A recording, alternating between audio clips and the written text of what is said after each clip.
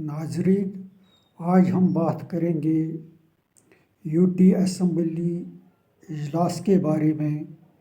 جیسے کہ آپ جانتے ہیں کہ یوٹی اسمبلی کا پہلا اجلاس 4 نومبر سے شروع ہونے جا رہا ہے۔ دکھ کی بات ہے کہ جب ہم اپنی تاریخ پر نظر ڈالتے ہیں تو ہمیں پتہ چلتا ہے کہ کہاں وہ ہندوستان کا تاج، جہاں ہمیں اپنا صدر ریاست ہوا کرتا تھا، جہاں ہمیں اپنا وزیر اعظم ہوا کرتا تھا، اور کہاں آج کا دور جب ایک یوٹی سی ایم اسمبلی کا حلف لے کر اقتدار حاصل کرتا ہے اور ایل جی کے انڈر اسے کام کرنا پڑتا ہے۔ چلیے، ایک بات تو خوش آئند ہے کہ الیکشن ہوئے، جمہوریت کی بحالی ہوئی، لوگوں نے اپنا ورڈکٹ سنایا۔ لوگوں کا ورڈکٹ بہت کلیئر ہے۔ خاص کر میں کشمیریوں کی بات کروں گا جنہوں نے این سی کو مسند اقتدار تک پہنچا دیا۔ انہوں نے کمال کر کے دکھایا کہ انہوں نے ووٹ کو ڈیوائیڈ ہونے نہیں دیا اور ایک پارٹی پر بھروسہ جتایا اور ورڈکٹ یہ دیا، ایک کھلی میسیج دے دی تمام دنیا کو کہ کشمیری لوگ 5 اگست کے واقعے کو نہیں بھول گئے ہیں، جس کی سب سے بڑی ایویڈنس یہ ہے کہ انہوں نے پی ڈی پی کو سبق دکھایا، کیونکہ جو کچھ اس زمانے میں ہوا، جو محرومی ہمیں دفعہ 370 کے معاملے میں دیکھنی پڑی، تو اس کی وجہ پی ڈی پی ہی تھی۔ ان کی ایک بہت بڑی غلطی تھی جب انہوں نے اس وقت بی جے پی کے ساتھ ہاتھ ملایا تھا۔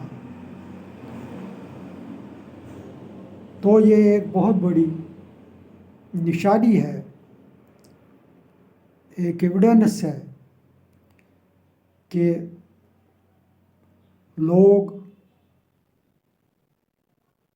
5 اگست 2019 کے واقعے کو بھول نہیں پائے ہیں اور وہ چاہتے ہیں کہ اس دن جو ہمارے حقوق چھینے گئے ان کی بازیابی ہو، اور اس کی بازیابی کے لیے انہوں نے این سی کو چنا، این سی پر بھروسہ کیا۔ مگر بدقسمتی کی بات ہے کہ عمر صاحب نے حلف لینے سے پہلے ہی یو ٹرن کی، ایک طرح سے اس نے اس نیریٹو کا رد کیا کہ انہوں نے 370 کی بازیابی کے لیے ووٹ مانگا ہے۔ حالانکہ سبھی لوگ جانتے ہیں کہ ہر الیکشن مہم میں انہوں نے دفعہ 370 اور 35A کی بحالی کے ضمن میں ہی मुहिम लड़ी और लोगों को आश्वासन दिया कि हम इसको बहाल कर सकते हैं। आप दलील ये दे रहे हैं कि मोदी सरकार के होते हुए 370 के बारे में सोचना एक बेवकूफ़ी है। ये एक बचगाना हरकत है। सियासत में बड़े बड़े रिवोल्यूशंस आए हैं। सियासत नाम ही है इस चीज़ का कि इससे नामुमकिन चीज़ें जो है वो मुमकिन बनाई जा सकती हैं। दुनिया ने बड़े बड़े रिवोल्यूशंस देखे हैं।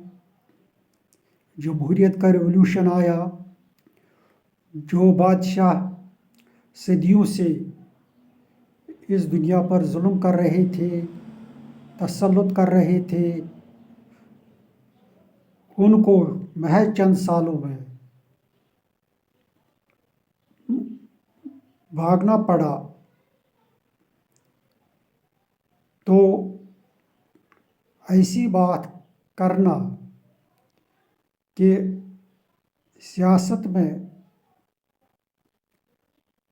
नामुमकिन चीज़ें भी होती है, ये एक सियासी लीडर की शाया निशान नहीं है। ये एक बहाना है, क्योंकि एनसी जो है बेसिकली ये एक रिवोल्यूशनरी पार्टी नहीं है। इसमें वीआईपी कल्चर घुस चुका है, जिसकी वजह से ये इतनी ज़हमत नहीं उठा सकते कि वो किसी बड़े मकसद के लिए काम करें। उनके यहाँ प्रायोरिटी है उनके ख़ानदानी राज को बचाने का, उनके ख़ानदानी राज के तसल्लुत का। फर्स्ट प्रायोरिटी इस जमात को इसीलिए है। बाकी ये बहुत सारे बहाने तलाश कर रहे हैं और लोगों के वर्डिक्ट का एहतराम करना उनको रास नहीं आता है। कम से कम हम इस इजलास में उम्मीद रख सकते हैं कि एक रेजोल्यूशन आए असेंबली में, उसके लिए कोशिश की जाए। इसलिए नहीं कि उससे कुछ मसले हल होंगे,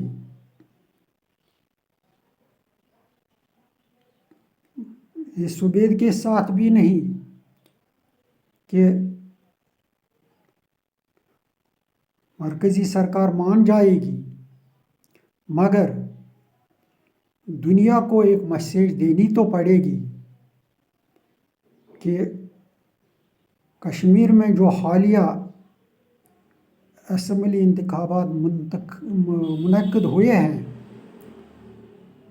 तो ये वर्डिक्ट किस बात का था, उस बात की वजाहत असम्बली में होनी चाहिए। इस पर डिबेट होनी चाहिए, एक रेजोल्यूशन आना चाहिए ताकि लोग कुछ तसल्ली हासिल कर पाए और लोगों तक ये बात पहुँचे, लोगों के साथ साथ पूरी दुनिया तक ये बात पहुँचे कि कश्मीरियों के साथ धोखा हुआ है, कश्मीरियों के साथ गलत हुआ है। तो हम उम्मीद करते हैं कि इस इजलास में इस किस्म की कार्रवाई ज़रूर होगी। बाकी वस्सलाम।